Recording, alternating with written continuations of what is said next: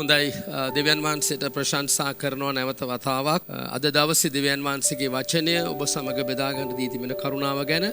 අද අපිට විශේෂ දවසක්. අද අපි දන්නවා පෙන්තකෝස්ත ඉරිදා. සමහර විට අපේ නිවෙස්වලින් අපිට මේක අමතක වෙලා තියෙන්නත් පුළුවන් දේවමයන් නොමැතිකම නිසා. නමුත් අපි දන්නවා පෙන්තකෝස්ත දවස කියන්නේ සභාවේ ආරම්භය. තව විදිහකින් කියනවා නම් පෙන්තකෝස්තයක් නැතිනම් ක්‍රිස්තියානිය යම් කිසි ආගමික ධර්මතාවයකට එහයින් යන දෙයක් වන්නේ නැහැ. දෙවියන් වහන්සේගේ බලය යේසුස් වහන්සේ කොහොම පියාණන්ගේ පොරොන්දුව නුඹලා වෙත එවනවා කියලා. ඒ නිසා උන්වහන්සේ කිව්වා ජෙරුසලමෙන් අහක්ව නොගොස් මගේ පියාණන්ගේ පොරොන්දුව ලබන තෙක් නැවතී සිටින්න. සුදාත්මන් වහන්සේගේ ක්‍රියාකාරීත්වය පිළිබඳව මම විශ්වාස කරනවා මේ පොළවේ ඊටාම හොඳින් එහි ප්‍රයෝජනයත් එහි තිබෙන බලයත් එහි තිබෙන ආශිර්වාදයත් උපකාරයත් ශක්තියත් අත්දැකපු වැදගත්ම පුද්ගලයා තමයි මම විශ්වාස කරනවා යේසුස් වහන්සේ. බයිබලයේ කියන උන්වහන්සේ සුදාත්මන් වහන්සේගෙන් පූර්ණව තමයි තමන්ගේ සේවය ආරම්භ කළේ. ඒ නිසා ආත්මයන් වහන්සේගෙන් පිරි ජීවිතයත් එහි ප්‍රතිඵලත් එහි බලයත් ගැන යේසුස් වහන්සේට ඇරෙන්න අපි වෙන කාටවත් ඒ ගැන ඒ ආකාරයෙන් කතා කරන්න බෑ. ඒ නිසායි උන්වහන්සේ කිව්වේ පෙන්තකෝස්ත දවස එනකම් සුදාත්මන් වහන්සේගේ පොරොන්දුව ලැබෙනකම් ජෙරුසලමෙන් අහක්ව යන්න එපා කියන පොරොන්දුව උන්වහන්සේ ආඥාවක් හැටියට දුන්නා. ක්‍රියාපොතේ පළවෙනි පරිච්ඡේදයට අපි පෙරලා බැලුවොත් උන්වහන්සේගේ වචනේ කියනවා ක්‍රියාපොතට ඔබ පෙරලා ගන්න. පළවෙනි පරිච්ඡේදයට ක්‍රියාපොතේ පළවෙනි පරිච්ඡේදයේ 7 වෙනි පදය. දැන් ඇත්තටම අපි දන්නවා මේ 6 වෙනි පදය දෙස අපි අවධානය යොමු කළොත් මෙච්චර යේසුස් වහන්සේගේ වචනය අහලත් ඔවුන් 6 වෙනි පදේ කියන්නේ ගෝලයෝ එහෙයින් ඔහු රැස් වූ විට ස්වාමිනී මේ කාලයේදී ඔබ ඊශ්‍රායල්ට රාජ්‍ය නැවත පිහිටුවා දෙන සේක්දයි උන්වහන්සේගෙන් ඇසුවෝය. ඇත්තටම ආත්මීක ප්‍රශ්නයක් නෙමෙයි ඇසුවේ. අපිට පේනවා යේසුස් වහන්සේ සමග වසර 3ක් පමණ උන්වහන්සේගේ වචනය ඉගෙනගෙන උන්වහන්සේගේ හාස්කම් දැකලා උන්වහන්සේගේ ප්‍රේමය උන්වහන්සේගේ දර්ශනය උන්වහන්සේ කවුද කියන එක එලිදරව්වෙන් දැනගෙනත් පෙන්තකෝස්ත දවස එන්න කලින් යේසුස් වහන්සේ ස්වර්ගයට ඔසවා ගැනීමට කලින් ඔවුන් අහපු ප්‍රශ්නේ දිහා බලන්න. ස්වාමිනී ඔබ ඊශ්‍රායල්ට රාජ්‍ය නැවත පිහිටුවා දෙන දවස කවද්ද? ඇතැම් අවස්ථාවල අපි කොතරම් අපේ දේවමයන් වලට සහභාගී වුණත් පන්ති වලට සහභාගී වුණත් අපි දෙවියන් වහන්සේගේ වචනය අධ්‍යයනය කළත් සමහර දේවල් වලදී අපි ආත්මීක ප්‍රශ්න ගැන නෙමෙයි වැඩිපුර කල්පනා කරන්නේ. මේ ගෝලයන්ටත් ඒ ස්වභාවය ඒ ලෙඩේ තිබුණා. සමහර අවස්ථාවල අපි දේශනාවලින් උපදෙස් තුලින් නායකත්වයේ අය බොහෝ දේවල් කියන අතර ඇතැම් අයගේ සමහර ප්‍රශ්න ලෞකිකත්වයට ඇයි මගේ ප්‍රශ්නේ තාම විසඳුන්නේ නැත්තේ පාස්ටර්? ඇයි මගේ මේ ප්‍රශ්නෙට උත්තරයක් නැත්තේ කියන සමහර ප්‍රශ්න. දැන් මේ වගේ ප්‍රශ්න අහපුවම දෙවියන් වහන්සේ අපිට බැඳිලා නැහැ උත්තර දෙන්න. දැන් මේ ප්‍රශ්නෙට උන්වහන්සේ උත්තරයක් දුන්නේ හරි පුදුම විදියට. ඒ උත්තරේ අර වටිනාකමක් නැති ප්‍රශ්නයට සදාකාලික වටිනාකමක් තියෙන උත්තරයක් යේසුස් වහන්සේ දුන්නා. 7 වෙනි පදයේ විශේෂ පදයක් පළවෙනි පරිච්ඡේදයේ 7 වෙනි පදේ අපි දන්නා ක්‍රියාපොතේ යතුරු පදයේ හැටියට සලකන්නේ අපි මේක. උන්වහන්සේ උන්ට කියනසේක් පියාණන් වහන්සේ Tamanගේ බලය යටතේ තබාගත් කාලයන්ද ප්‍රස්තාවන් දැනගැනීම නුඹලාට අයිති නැත. නමුත් 8 වෙනි පදයට එනකොට කියන නමුත් සුදාත්මන් වහන්සේ නුඹලා කෙරෙහි පැමිණි කල නුඹලා බලය ලබන්නෝය. එවිට නුඹලා ජෙරුසලමෙද මුළු යුදෙහිද සමාරියේද පොළවේ සීමා දක්වාද මාගේ සාක්ෂිකරයෝ වන්නේවයි කීසික. ක්‍රියාපොතේ මේ යතුරු පදේ ක්‍රියා 1:8. දැන් අපිට පේනවා මේ අර අහපු සාමාන්‍ය ප්‍රශ්නයට උන්වහන්සේ සදාකාලික වටිනාකමක් තියෙන උත්තරයක් තමයි දුන්නේ. නමුත් සුදාත්මන් වහන්සේ පැමිණි කල නුඹලා බලය ලබන්නෝය. ඇත්ත වශයෙන්ම මම විශ්වාස කරනවා යොහන් පොත් සුභාරංචි පොත්වල සමහර ස්ථානවලත් යේසුස් වහන්සේ මේ දිව්‍ය උපකාරයන් වහන්සේ ගැන දේව වචනේ සඳහන් කරලා තිබුණා. මට මතකයි මම දවසක් යාඥාවකදී බෙදාගත්ත කාරණාවක් තමයි ඔබ යේසුස් වහන්සේගේ නාමය පාවිච්චි කරනවා. ඔබ දෙවියන් වහන්සේට ප්‍රශංසා කරනවා. ඔබ යාඥා කරනවා දෙවියන් වහන්සේට. යේසුස් වහන්සේගේ නාමයෙන් ඔබ අණ කරනවා රෝග වලට සුව වෙන්න, යක්ෂයන් දුර වෙන්න. හැබැයි මට තේරුම් ගන්න අමාරුයි ඒ මට්ටමේම සුදාත්මන් වහන්සේගේ උපකාරය ඔබ ලබා ගන්නවද? අපි දන්නවා අපි සුද්ධාත්මයන් වහන්සේට යාඥා කරන්නේ. අපි සුද්ධාත්මයන් වහන්සේගේ නාමයෙන් යකුන් දුරු කරන්නේ. අපි දන්නවා දේ වචනේ දේව ධර්මානුකූල යම් තත්වයක් තිබෙනවා. පියාණන් වහන්සේට අපි යාඥා කරන්න ඕනේ. යේසුස් වහන්සේගේ නාමයෙන් අපි নমස්කාරය යේසුස් වහන්සේට පියාණන් වහන්සේට කරනවා. නමුත් සුද්ධාත්මයන් වහන්සේගෙන් ඔබ ගත්ත උපකාර මොනවාද? සුද්ධාත්මයන් වහන්සේ නැති දහමක් නිකන් ආගමික සම්ප්‍රදායක් ආගමික නියමයන් ටිකක් විතරයි. බොහෝ අවස්ථාවල මම විශ්වාස කරන්නේ මේ බොහෝ දෙනෙක් নমස්කාරයේදී ආත්මයන් වහන්සේගේ උපකාරය ගන්න. බයිබලයේ කියනවා ආත්මයන් වහන්සේ කරන කොටගෙන নমස්කාර කරන්නා අපිය. පිලිපි 3 වෙනි පරිච්ඡේදයේ. ආත්මයන් වහන්සේගේ උපකාරය කී දෙනෙක් යාඥාවේදී ලබාගෙන තියෙනවද? කී දෙනෙක් තීරණ ගන්නකොට ආත්මයන් වහන්සේගේ උපකාරය ලබාගෙන තියෙනවද? ආත්මයන් වහන්සේගේ බලය ඔබ අත්දැක තිබෙනවද? බොහෝ දෙනෙක් දෙවියන් වහන්සේට ප්‍රේම කරනවා. ඒ ඔක්කොම හරි. මාව වරදවා තේරුම් ගන්න එපා. මම ශුද්ධ තිත්‍රයට පටහැනිව කතා කරනවා නෙමෙයි. පියාණන් වහන්සේට নমස්කාර කරනවා. යේසුස් වහන්සේට নমස්කාර කරනවා. යේසුස් වහන්සේගේ නාමය පාවිච්චි කරනවා. යේසුස් වහන්සේගේ නාමයෙන් දේවල් අපි ඉල්ලනවා. පියාණන් වහන්සේගෙන් ඉල්ලනවා යේසුස් වහන්සේගේ නාමයෙන්. සුද්ධාත්මයන් වහන්සේ කෝ ඔබගේ ජීවිතේ. ඔබ යේසුස් වහන්සේගේ නාමය තරම් දෙවියන් වහන්සේගේ නාමය තරම් ආත්මයන් වහන්සේගේ උපකාරය ලබා ගන්නවාද? මං විශ්වාස කරනවා යේසුස් වහන්සේගේ සාර්ථක සේවයේ ජීවිතේ රහස ආත්මයන් වහන්සේගෙන් පිරි ජීවිතේ. ඒ නිසායි උන්වහන්සේ කිව්වේ මගේ පියාණන්ගේ පොරොන්දුව ලබන තෙක් ඔබ ඈත් වෙලා යන්න එපා. ඒ නිසා අපි දන්නවා ක්‍රියා 1:8 අපේ සභාවන් වලට පෙන්තකෝස්ත සභා කියලා කියන්නේ ඒකයි. පෙන්තකෝස්ත කියන නම විතරක් පාවිච්චි කළා මදි. අපි සමහරට අන්‍ය භාෂාව කතා කරනවා ඇති. නමුත් අපි දිව්‍ය උපකාරය ඔබ දිව්‍ය උපකාරය ලබා ගන්නද ඔබේ තීරණ වලට? ඔබේ යාඥා වලට දිව්‍ය උපකාරයක් ලැබිලා තියෙනවද? ඔබට මඟ පෙන්වීම දිව්‍ය උපකාරයෙන් ලැබිලා තියෙනවද? ඔබ নমස්කාර කරනකොට දිව්‍ය උපකාරයක් ඔබට ලැබිලා තියෙනවද? බොහෝ දෙනෙකුට ඒ ගැන යම් ආකාර තේරුම් ගැනීමේ මදිකමක් මම දකිනවා. නමුත් අපි දකිනවා පෙන්තකොස්ත දවසේ උන්වහන්සේ ආඥාවක් හැටියට කළේ ඒ වචනේ කියන සුද්ධාත්මයන් වහන්සේ පැමිණි කාල ඔවුන්ට ආඥා කළා. උන්වලා බලය ලබනවා. ඉතින් අපි දන්නවා මේ සුද්ධාත්මයන් වහන්සේගේ බලයෙන් පූර්ණ වීම. ඒකේ බාහිර ලකුණ තමයි අපි දන්නා දෙවෙනි පරිච්ඡේදයේ ඔවුන් එක තැනක රැස් වෙලා හිටියා. දින 10ක් පමණ උන් යාඥාවෙන් හිටියා. හරියටම පෙන්තකොස්ත දවස පැමිණි කාල සුනකක ශබ්දයක් ආවා. ගිනි වැනි වූ දෙයක් ඔවුන් දැක්කා. ඔවුන් ඔක්කොම අන්‍ය භාෂාවෙන් කතා කළා. අපි දන්නා උඩුමහල 120 දෙනෙක් හිටියා. ඒ 120 දෙනාම සුද්ධාත්මයන් වහන්සේගේ බලයෙන් පූර්ණ වුණා. අද මිත්‍රවරුනි ඒ යුගයේ ඒ ආකාර සුද්ධාත්මයන් වහන්සේගේ අවශ්‍යතාවය වසර 2000කට කලින් මෙච්චර අවශ්‍ය වුණා නම් යේසුස් වහන්සේගේ ඒකේ වැදගත්කම මෙච්චර තදින් ප්‍රකාශ කළා නම් මේ පොරොන්දුව ලබන තෙක් ඔබ කොහෙවත් යන්න එපා කියන එක උන්වහන්සේ කිව්වා නම් අද අපිට පෙන්තකොස්ත අත්දැකීම අන්‍ය භාෂා කතනය කෙතරම් අවශ්‍යද මෙවැනි යුගයක මෙවැනි වාතාවරණයක පවතින යුගයක. දැන් අපි දන්නවා ක්‍රියා 2:17ට ඔබ අවධානය යොමු කරොත් ක්‍රියා 2:17 පැහැදිලි දෙයක් කියනවා. අන්තිම දවස්වලදී මේ යෝවෙල් අනාගත වක්තෘවරයාගේ යෝවෙල් දෙවෙනි පරිච්ඡේදයෙන් ගත්ත පද තමයි මෙතන උපුටා ගත්තේ. මෙතන වාතාවරණය ඔබ දන්නවා පේතෘස් ඇතුළු කණ්ඩායම සුද්ධාත්මෙන් පූර්ණ වුණා. ඊට පස්සේ 12 දෙනා සමග 11 දෙනා සමග පේතෘස් නැගිට්ටා. නැගිටලා ඔහු කතා කළා සෙනගට. ඔහු දේශනා කරන්න ගත්තා. දැන් මෙතන කියන 17 වෙනි පදේ කියනවා දෙවෙනි පරිච්ඡේදයේ 17 අන්තිම දවස්වලදී. දැන් අන්තිම දවස්වලදී තමයි මේ සුද්ධාත්ම ආලේපය දෙවියන් වහන්සේගේ වචනේ තිබෙන ආකාරයට ලැබිලා තියෙන්නේ. දැන් යෝවෙල් අනාගත වක්තෘවරයා කිව්වේ ඒක. අපි යෝවෙල් පොතට පෙරළමු යෝවෙල් දෙවෙනි පරිච්ඡේදයට.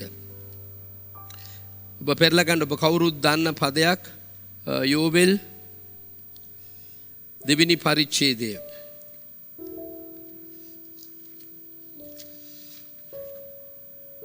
දෙවෙනි පරිච්ඡේදයේ 28 වෙනි පදය. ඉන්පසු මාංශමය වූ සියල්ලන් කෙරෙහි මගේ ආත්මය වගුරුවන්නෙමි. නුඹලාගේ පුත්‍රයෝද දූවරුද අනාගත වාක්‍ය කියන්නේ ඔබ දන්නවා මේ පදය. ඉන්පසු මාංශමය වූ සියල්ලන් කෙරෙහි. ඔබ දන්නවා සුද්ධාත්මයන් වහන්සේගේ ක්‍රියාව පරණ කිවිසුමේ සීමිත පුද්ගලයෙකුට සීමිත කාලයකට සීමිත අරමුණක් ඉෂ්ට කර ගැනීමට තමයි ආත්මයන් වහන්සේගේ ක්‍රියාව සිදු වුනේ. එලිෂා ගත්තොත් ඔහු මුළු ජීවිතේම අනාගත වාක්‍ය කිව්වේ නැහැ. එලියා ගත්තොත් උපතින් නම් ඔහු අනාගත වාක්‍ය කිව්වේ නැහැ. යම් කිසි රජවරුන්ගේ කාල පරිච්ඡේදයක අපි දන්න එලියා එලිෂා ගත්තම උන්ගේ දෙදෙනාගේම කාල පරිච්ඡේද අවුරුදු 75ක් 70ක් විතර විහිදෙනවා. නමුත් මේ පෙන්තකොස්ස අත්දැකීම යෝවෙල් විස්තර කරනවා. මාංශමය වූ සියල්ලන් කෙරෙහි මගේ ආත්මය වගුරවනවා කියලා. ඒ නිසා ඊටා වැදගත් දෙයක්. අපි ජීවත් වෙන්නේ අන්තිම දවස්. අවසාන දවස් පැමිණ තිබෙනවා දැන්. අවසාන දවස් පටන් ගත්ත එදා අන්තිම දවස්. ඒ සංස්කෘතික කුරුසෙන් පස්සේ තමයි අවසාන දවස් හැටියට සඳහන් කරන්නේ. මං විශ්වාස කරනවා අපි ජීවත් වෙන්නේ අවසාන දවස්වලත් අවසාන දවස් ටිකේ කියන එක. ඒක ඊටා පැහැදිලි. එවැනි ලකුණු මුළු ලෝකේ පුරාම සිදු වෙනවා. මුළු ලෝකේ පුරාම සිදු වෙනවා. ජෙරුසලමේ සිදු වෙනවා. අවසාන දවස්වල අවසාන දවස් කීපය තුල අපි ගමන් කරන බව. ඒ නිසා විශේෂයෙන්ම මම ඔබට සඳහන් කරන්න කැමති මේ දිව්‍යමය උපකාරය දෙවියන් වහන්සේගේ වචනේ තිබෙන ලෙස පේතෘස් කිව්වා 2:17 දී අවසාන දවස්වලදී අන්තිම දවස්වලදී මාගේ ආත්මය නුඹලා කෙරේ වගුරුවන්න යනවා. අන්තිම දවස්වලදී දැන් ඔබ පෙන්තකොස්ස අත්දැකීම මුල් අපෝස්තලරු ලබලා වසර 2000ක් ගිහිල්ලා 2000කට වඩා ගිහිල්ලා ඉවරයි. 2000ක් විතර ගිහිල්ලා ඉවරයි. එහෙනම් ඔබ දන්නවද මෙවැනි කාලයක ඔබගේ ජීවිතයේ බලපෑමක් සහිත ජීවිතයක් වෙන්න නම් උන්වහන්සේගේ ආත්මන් වහන්සේගේ බලයෙන් ඔබ පූර්ණ වෙන්න අවශ්‍යයි. ජෝවෙල් 2:28 කියන ආකාරයට ක්‍රියා 2:28 කියන අන්තිම දවස්වලදී මාගේ ආත්මය වගුරුවන්නේ මේ. මම විශ්වාස කරනවා මේ යුගයේ පෙර කවර කාලයකටත් වඩා ඔබ අන්‍ය භාෂාවෙන් කතා කරමින් ආත්මන් වහන්සේගෙන් පූර්ණ ජීවිතයක් ගත කළොත් ඔබට බලපෑමක් සිදු කරන්න පුළුවන්. දේශයට, ඔබේ පවුලට, ඔබේ පළාතට, ඔබේ සභාවට ඔබට බලපෑමක් කරන්න පුළුවන් මේ අන්තිම දවස. ඒ නිසා අන්‍ය භාෂාවෙන් යාඥා කිරීම තමයි අපි දන්නවා පෙන්තකොස්ත දවසේදී සුද්ධාත්මන් වහන්සේගේ පූර්ණත්වයේ බාහිර ලකුණ. ඒ ලකුණෙන් අපි පෙන්눔 කරන්නේ අපි අන්‍ය භාෂා කතා කරන හැම මොහොතකම ආත්මන් වහන්සේගේ බලයට යටත්. අපි දන්නවා අපේ දිව තමයි ගොඩක් වෙලාවට අපේ මනස සම්බන්ධව ක්‍රියා කරන්නේ. අපේ වචන සම්බන්ධව ක්‍රියා කරන්නේ දිව. දිවට වචන එන්නේ මොලේ හරහා මනස සම්බන්ධව. නමුත් අපි අන්‍ය භාෂාවෙන් යාඥා කර හැම මොහොතකම අපේ ජීවිතවල ආත්මන් වහන්සේගේ බලයෙන් අපි පූර්ණ කරගන්නවා. අපේ සාමාන්‍ය කල්පනාවෙන් එහා යන ආධ්‍යාත්මික තලයකට අපි ලං වෙනවා. ඒ නිසා අපිට ඉතා වැදගත් දෙයක් පේතෘස් කියනවා අන්තිම දවස්වලදී බලපෑමක් සහිත ජීවිතයක් ගත කරන්න නම් ඔබ සුද්ධාත්මන් වහන්සේගේ බලයෙන් පූර්ණ වෙන්න ඕනේ. පේතෘස් මේක කිව්වේ මීට අවුරුදු 2000කට කලින්. දැන් අවුරුදු 2000ක් ඇවිල්ලා තියෙනවා. අද කාලේ අපි දකින කිසිම ප්‍රශ්නයක් එදා තිබුණේ නැහැ. මට මතකයි මේ රූපවාහිනියේ පරණ චිත්‍රපටි නිලියක් පොඩි ඉන්ටර්විව් එකකට ඇවිල්ලා කිව්වා. ඇත්තට මටත් කල්පනා වුණා ඒ ගැන. එයා කිව්වා අපි පාසල් යන කාලේ කවදාකවත් අපි යුද්ධ දැක්කේ නැහැ. කවදාකවත් අපි මිනි මැරීම් දූෂණ දැක්කේ නැහැ. කවදාකවත් අපි මෙවැනි බෝ වෙන රෝග දැක්කේ නැහැ. අපි හරි ඇත්තට මට කල්පනා වුණා ඒකෙන් මගේ පාසල් යන කාලෙත් මං හිතන්නේ අපි A levels වලට වෙනකන් වගේ අපි මොන තරම් නිදහසෙන් කෝච්චියකට නැග්ගද මොන තරම් නිදහසකින් අපි බස් එකක ගියාද අපිට බෝම්බ බයක් තිබුණේ මම දන්නේ මගේ වයසේ අයට ඒ අත්දැකීම ඇති අපි කොච්චර හවස සෙල්ලම් කරනවද අපිට මම දන්නේ ඒ අද අපිට හැඟෙනවා අපි මොන තරම් ප්‍රශ්න වලට හිර වෙලා තියෙනවද ආර්ථික අතින් අපි කඩා වැටිලා මත්ද්‍රව්‍ය මත අපි යන කාලේ පාසල යන කාලේ ඒ වගේ ලොකු මත්ද්‍රව්‍ය තිබුණේ අද තියෙන ඔය හැෂ් කූෂ් අරෝමේ අයිස් වගේ ඒ මුකුත් තිබුණේ නැහැ සාමාන්‍යයෙන් ඔය කීපයක් තිබුණා අරක්කු බොන මිනිස්සු හිටියා අද අපි කොච්චර නිදහසේ ජීවත් වුණාද අපේ පාසල් කාලේ කියලා හිතෙනවා අපිට බෝම්බ බයක් කාලයක් අපි බස් එකකට නැගගත් පාර්සලයක් මොනතරම් බියෙන් මිනිස්සු අද ජීවත් වෙනවද දැන් මේ කොවිඩ් එක් ප්‍රශ්නය දැන් පේන සතුරෙක් නම් අපිට අල්ල හිර කරන්න පුළුවන් නමුත් මේක පේන සතුරෙක් නෙමෙයි අපිට ෆයිට් කරන්න වෙලා තියෙන නොපෙනෙන දෙයක් ඒක. ඒක කොතරම් මේ අවසාන දවස්වල සුද්ධාත්මන් වහන්සේගේ බලයෙන් ඔබ පූර්ණව ක්‍රියා කරන්න අවශ්‍යද? මුළු ලෝකෙම ආර්ථිකය කඩාවැට ඔබට මම විස්තර කරන්න අවශ්‍ය නැහැ. ඊළඟදී මම ඔබට පෙන්වන්න කැමති අන්‍ය භාෂාව සුද්ධාත්මන් වහන්සේගේ පූර්ණත්වයේ තුල ඔබ ගමන් කරනවා නම් පළවෙනි කොරින්ති 14:4ට පෙරලන්න ඒ ස්ථානයේ කියනවා ඔබ කවුරුත් දන්න පදයක් 14:4 අන් භාෂාවකින් කතා කරන්නා තමාව වර්ධනය කරගන්නේ. මේ අත්දැකීම ඔබ ලැබුවා නම් ඔබ හරි ස්පිරිචුවලි ෆිට වෙන්න යනවා. තමාව වර්ධනය කරගන්න. ඔබ දන්නවා එපිස පොතේත් කියනවා බලගේ අභ්‍යන්තර මනුෂ්‍යයා ශක්තිමත් කරගන්න. දැන් මේ දවස්වල හරියට මේ YouTube එකේ ටෙලිවිෂන් එකේ තියෙනවා මේ ෆිසිකල් ෆිට්නස් ගැන ප්‍රතිශක්තිකරණය වැඩි කරගන්න ගම්මිරිස් කන්න කියනවා, තිප්පිලි කන්න කියනවා, ඉඟුරු මිරිකලා බොන්න කියනවා. අපි කොතරම් මේ COVID-19 වසංග මම ඒවා එපයි කියන එක නෙමෙයි කියන්නේ. මේ අපි කොතරම් ඒකෙන් ආරක්ෂා වෙන්න ස්පිරිචුවලි නෙමෙයි අපේ ෆිසිකලි ෆිට්නස් එක ගැන හිතනවාද? සමහරට කියන උදේට ගිහිල්ලා දැන් මම අද නිවසකට ගියාම කිව්වා පාස්ටර් කොහේ හරි ගිහිල්ලා ආවොතින් අනිවාර්යයෙන්ම ස්ටීම් කරන්න. විටමින් C එකක් උදේටයි රැටයි ගන්න. කොත්තමල්ලි ටිකක් බොන්න. ඉඟුරු තව ඔබ දන්නා ගොඩක් දේවල් නේද? අපි කොච්චර උත්සාහ කරනවද කියන්නකෝ. මේ COVID-19 දවස් 14ක් තියෙන රෝගය නේද? සමහරට මරණීය තත්වයකට තියෙන්නත් පුළුවන්. ඒක කමක් නෑ ඔබ එහෙම කරාට කමක් නෑ ඔබේ ශාරීරික ෆිට්නස් එක ගැන. නමුත් මම ඔබට එක දෙයක් කියනවා. ඔබේ ආත්මික ෆිට්නස් එක හරියට තියාගන්න. ඔබේ මරණීය වස જાතියක් බිව්වත් ඔවුන්ට හානියක් වෙන්නේ නැහැ කියලා දේ වචනේ කියනවා. මාක්තුමාගේ සුභාරංචිය අන් භාෂාවෙන් කතා කරන යක්ෂයන් දුරු කරන යම් මරණීය වස જાතියක් බිව්වත්. අර කවුද කිව්වා මේක දවස් 14කින් නැතිව යනවා. වෙළඳ පොලේ තියෙන ලාබාලම සබන් කෑල්ලකින් හේතුවත් මේ විස බීජ අයින් වෙනවා. මේ රෙදි කෑල්ලකින් මාස්ක් එකක් දාගත්තොත් ඒකට ඇතුල් වෙන්න බෑ. සැනිටයිසර් ටිකක් ගාගත්තා මේ ලෙඩ ඉවර. මේ වගේ ලෙඩක් මුළු ලෝකෙම දනගස්සලා තියෙනවානේ. ඒ නිසා අපි මේ වගේ කාලෙක ශාරීරික පැත්ත ආරක්ෂාව ගැන හිතනවා වගේම ඔබේ අධ්‍යාත්මික ෆිට්නස් එක ගැන, නිරෝගීකම ගැන ගොඩාක් සැලකිලිමත් වෙන්න ඒක අන්‍ය භාෂාව ඔබට බයිබලයේ කියනවා තමාම වර්ධනය කරගන්නවා. ස්පිරිචුවලි ෆිට්නස් එක හරිනම් ඔබ බය වෙන්න දෙයක් නැහැ. ඒ නිසා හොඳට මතක තියාගන්න මේ පෙන්තකොස් දවසේදී ඔබ අන්‍ය භාෂාව කතා කරමින් ඔබගේ ආත්මික ශක්තිය, ආත්මික නිරෝගීකම වඩා හොඳින් තියාගන්න කියලා මම ඉල්ලා සිටිනවා. ඊළඟ දේ තමයි මම කරුණු කීපයක් ගත්ත රෝම 8:27ට ගියොතින් අපි බලමු රෝම 8:27 පෙරලා බලමු රෝම 8ට යමු. තව කාරණාවක් මම ඔබට කතා කරන්න යනවා රෝම 8:26 ඉඳන් බැලුවොත් 27 බලමු අපි.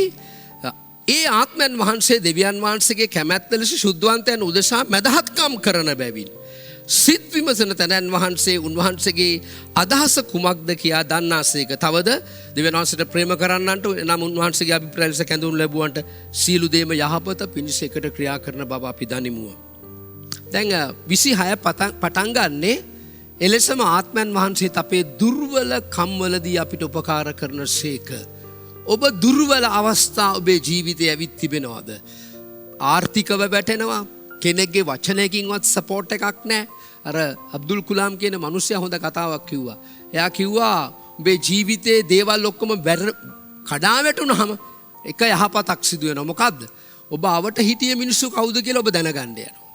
ඒකෙත් ඇත්තක් තියෙනවා. ඉතින් මෙවැනි දුර්වල අවස්ථාවක් අපිට ආවොතින් සුද්ධාත්මන් වහන්සේගේ මදහත්කාරකමට පුළුවන් වෙනවා ඒ සෑම දුර්වල අවස්ථාවක් ඇතුළෙන් ඔබට දෙවියන් වහන්සේගේ සැලැස්ස පෙන්වන්න. මොකද ආත්මයන් වහන්සේ කිව නොහැකි කෙඳිරි ගෑම් වලින් ඔබ තුල මැදිහත් වෙනවා. ඔබ අන්‍ය භාෂාවෙන් යාඥා කරනකොට ඔබගේ ආත්මය උන්වහන්සේගේ ආත්මය සමග සම්බන්ධ වෙලා එවැනි දුර්වල අවස්ථාවලදී පවා නේද? එවැනි උපකාරයක් අවශ්‍ය අවස්ථාවලදී නැත්නම් ඔබේ ශක්තිය වැටුණු අවස්ථාවේදී දෙවියන් වහන්සේ ඔබට මඟ පෙන්නනවා. ඒ අභියෝගාත්මක කාලය තුල ඔබට අර මීදුමක් ඇතුලෙන් පේනවා වගේ දෙවියන් වහන්සේගේ සැලැස්ම ඔබ දකින්ට යනවා. සුද්ධාත්මන් වහන්සේගේ භාෂාව ඔබ පාවිච්චි කරන වෙලාවේ. ඊළඟට යූත් 20ට ගියොත් අපිට පේනවා මම කරුණු කීපයක් විතරයි ඔබට කතා කරන්නේ. යූත් 20ට ගියොත් අපිට පේනවා දේ වචනේ කතා කරලා තියෙනවා. යූත් 20 පෙරලා බලමු. එතන කියනවා නමුත් ප්‍රේමවන්තිනි නුඹලා වනාහි නුඹලාගේ ඊතා ශුද්ධ ඇදහිල්ල පිට නුඹලාම ගොඩනගමින් සුද්ධාත්මන් වහන්සේ තුල සිට යාඥා කරමින් බලන්න අන්‍ය භාෂාවෙන් ආත්මන් වහන්සේ කරන කොටගෙන යාඥා කරන මොහොතේ ඔබේ සුද්ධ ඇදහිල්ල ගොඩ නැගෙනවා. දැන් සමහර අය කියන සමහර දුර්වලකම් වලින් ජය ගන්නම බෑ. ඔබ පැයක් හමාරක් අන්‍ය භාෂාවෙන් යාඥා කරලා බලන්න. සමහර අය කියන මට පස්සේ මේ ඉවසීම තමයි නැත්තේ. මට හරියට කේන්ති යනවා. අන්‍ය භාෂාවෙන් යාඥා කරලා බලන්න. මොකද යූත්තුමා අපිට දේව වචනේ සඳහන් කරනවා මේ ආත්මන් වහන්සේගේ බලයට අපි ඇතුළත් වෙලා අන්‍ය භාෂාවෙන් කතා කරනවා. ආත්මන් වහන්සේ කරන කොටගෙන අපි යාඥා කරනකොට අපි දන්නේම නැතුව අපේ සුද්ධ ඇදහිල්ල ශක්තිමත් වෙනවා, ගොඩ නැගෙනවා කියලා දේව වචනේ කියනවා. ඊළඟ කාරණාව තමයි පළවෙනි කොරින්ති 14 ඔබ පෙරලන 14:14ට අපි නැවත වතාවක් පළවෙනි කොරින්ති පොතට පෙරලමු. පළවෙනි කොරින්ති 14:14ට එතන කියනවා මක්නිසාද මම අන් භාෂාවකින් යාඥා කරන්නම් මගේ ආත්මය යාඥා කරන නමුත් මගේ සිහි කල්පනාව ප්‍රයෝජනයක් නැත. මෙතනදී මා ඔබට පෙන්වන දේ තමයි මම ආත්මෙන් යාඥා කරනවා. මගේ සිහි කල්පනාව ප්‍රයෝජනයක් නැහැ. ඒ කියන්නේ මොකද ඔබ අන්‍ය භාෂාවෙන් යාඥා කරන හැම මොහොතකම ඔබට ආත්මීක මනසක් ඇතුල් වෙනවා. මොකද ඔබේ සිහි කල්පනාව කනෙක්ට් වෙන්නේ නැති නිසා. දැන් සිහි කල්පනාව හරහා ඔබට එන හැම අදහසක්ම හැම විටම නිවැරදි නැහැ. ඒ නිසා ඔබ අන්‍ය භාෂාවෙන් යාඥා කරනකොට ඔබගේ ආත්මය යාඥා කරන නිසා ඔබ ජීවිතේ විශේෂයෙන්ම අර්බුදකාරී අවස්ථාවල ඔබට ස්පිරිචුවල් මයින්ඩ්සෙට් එකක් ඔබට ලැබෙනවා. ආත්මීක මනසක් ඔබට ලැබෙනවා දෙවියන් වහන්සේගේ වචනේ තිබෙන ලෙස. ඒ විතරක් නෙමෙයි ඔබ මෙතන පළවෙනි කොරින්ති 14:14 කියා තිබෙන විදිහට ඔබ අන්‍ය භාෂාවෙන් කතා කරන මොහොතේ ඔබගේ ආත්මෙන් දෙවියන් වහන්සේට මෙහෙ කරනවා. ඔබේ වචනවලින් අපේ භාෂාව කොච්චර සීමිතද? සමහර වචනවලට අපේ භාෂාවේ සිංහල වචනවත් නැහැ. සමහර දේවල් වලට සිංහල වචනවත් නැහැ. අපේ හැම භාෂාවක්ම ලිමිට් එකක් තියෙනවා. නමුත් ඔබ ආත්මයෙන් යාඥා කරනකොට අන්‍ය භාෂාවෙන් යාඥා කරනකොට ඔබගේ ආත්මයෙන් ඔබ දෙවියන් වහන්සේට සේවය කරනවා. ඒ නිසා අද පෙන්තකෝස්ත දවසේදී මිත්‍රවරුනි මේක අපිට අලුත් දෙයක් නෙමෙයි. මේ ක්‍රියා 1:8 උන්වහන්සේ අපිට දීපු පොරොන්දුව සුදාත්මන් වහන්සේ පැමිණි කල නුඹලා බලය ලබන්නෝය. ඔබ දන්නවද ඔබේ සේවයේ සාර්ථකත්වයේ තියෙන්නේ ආත්මන් වහන්සේ කරනකොට ඔබ ගමන් කරොත් විතරයි. ඔබේ ශුද්ධ ජීවිතයේ රහස තියෙන්නේ ආත්මන් වහන්සේ කරනකොටගෙන ගමන් කරොත් විතරයි. අවසාන දවස්වල බලපෑමක් සහිත ජීවිතයක් ගත කරන්න පුළුවන් වෙන්නේ ආත්මන් වහන්සේ කරනකොට විතරයි. ඒ වගේම අභියෝගාත්මක අවස්ථාවල මෙවැනි කාලයක ගොඩක් අපිට ඒවා තියෙනවා. අභියෝගාත්මක වෙලාවල් වල සුද්ධාත්මන් වහන්සේ තුල සිට අපි යාඥා කරන මොහොතේ ඒ හැම දෙයක්ම යහපතට උන්වහන්සේ ක්‍රියා කරනවා. ඒ කියන්නේ ඔබේ ජීවිතේ කඩා වැටිච්ච අවස්ථාවලත් උන්වහන්සේගේ සැලැස්ම උන්වහන්සේ ඔබට පෙන්වනවා. ඒ වගේම පළවෙනි කොරින්ති 14 අපි 14 කිව්වා ආත්මික මනසක් අපිට ඇති වෙනවා. ඉතින් කතරම් වැදගත්ද මේ අවසාන දවස්වල අවසාන කාලේ අවසාන දවස්වල සිටින අපි මීටත් වඩා පෙන්තකොස් අත්දැකීම ලැබපු දවසටත් වඩා මොනතරම් ආත්මන් වහන්සේගේ බලයෙන් අපි පූර්ණ වෙන්න අවශ්‍යද? අන්‍ය භාෂාවෙන් අපි කතා කරන්න අවශ්‍යද? මොනතරම් ආත්මන් වහන්සේගේ උපකාරය අපි ලබා ගන්න අවශ්‍යද? අපේ යාඥාවට නමස්කාරයට අපේ ජීවිතයේ අර්බුදකාරී අවස්ථාවලට කිසි උපකාරයක් නැති වෙලාවල් වල ඒ වගේම අපේ මනස කඩා වැටිච්ච වෙලාවල් වල මානසික මනස ඇති වෙච්ච වෙලාවට ශුද්ධ ජීවිතේ කැඩෙන වෙලාවල් වලට අපි අන්‍ය භාෂාවෙන් යාඥා කරන මොහොතේ ඔබ බලපෑමක් සහිත කිතුණුවෙක් වෙන්න යනවා. දේව බලයෙන් පිරුණු මිනිසෙක් වෙන්න යනවා. එවැනි දෙයක් මේ කාලේ අපිට අවශ්‍යයි. ඒ නිසා අද දවසේ මම විශ්වාස කරන ඔබ මේ දේශනාව ඉවරනාට පස්සේ විනාඩි කිහිපයක් අන්‍ය භාෂාවෙන් යාඥා කරයි කියලා ඔබේ කාලය අනුව නිසා අපි යාඥා කරමු අද දවසේ මේ පෙන්තකොස්ත අත්දැකීම ලැබලා තියෙන අයටත් ලබන්න ආශාවෙන් ඉන්න අයටත් ඒ අත්දැකීම ලැබිලා මේ අවසාන දවස්වල උන්වහන්සේ මාංශමය වූ සියල්ලන් කෙරෙහි මගේ ආත්මය වගුරුවන්නෙමි. හැම කෙනෙක් මත මේ ආත්මය වැගිරිලා ඔබ සුභෞත්තර ජීවිතයකට ඇතුළත් වෙයි කියලා මං විශ්වාස කරනවා. ඒ නිසා ඔබ ඉන්න ස්ථානේ නැගිටින්න අපි යාඥා කරමු. හාලෙලූයා.